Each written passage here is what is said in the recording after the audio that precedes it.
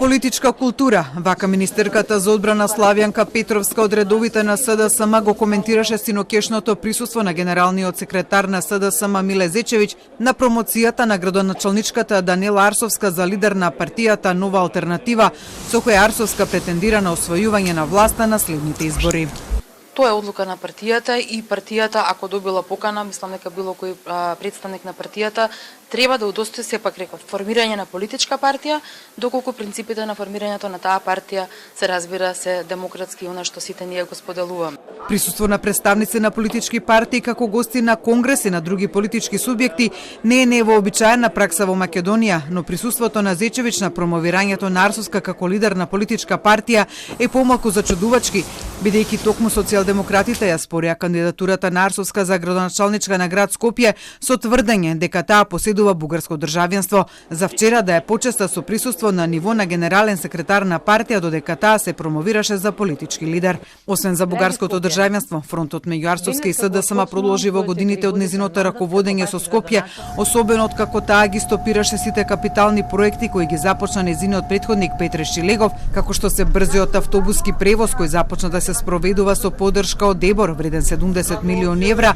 а за мостот Михајло Апостолски кој треба да ги поврзе аеродром со Газибаба, првично рече дека ќе им служи на рибарите, за потоа да најави дека ќе го продолжи проектот, но досега без помрднување од мртва точка во таа насока. Инаку генералниот секретар на СДСМ синоќа беше седнат во прв ред на промоцијата на Арсовска, додека на снимките од промоцијата видливо отсуство на представници на други партии како гости. Присуството на Зечевиќ на промоцијата не го премолчи најголемата опозицијска партија ВМРО-ДПМН, која уште синоќа неговото присуство го оцени како откривање на тајната коалиција СДСМ Арсовска како јавна. ВМРО-ДПМН, која пак во 2021-та застана зад кандидатурата на Арсовска како независен кандидат за градоначалничка на Скопје, со чии гласови таа го победи Шилего во вториот круг со 28.000 гласа разлика и седна во градоначалничката фотелја, а една година потоа влезе во војна со неа откако го разреши директорот на ЈП Водовод и канализација од редовите на ВМРО-ДПМН Златко Перински, обвинувајќи го дека го фатила со рачињата во мед за тендерот за прочистителната станица на Скопје тежок 136 милиони евра, за станувањето на Арсовска на чело на партијата, ВМРО-ДПМН го нарече измама.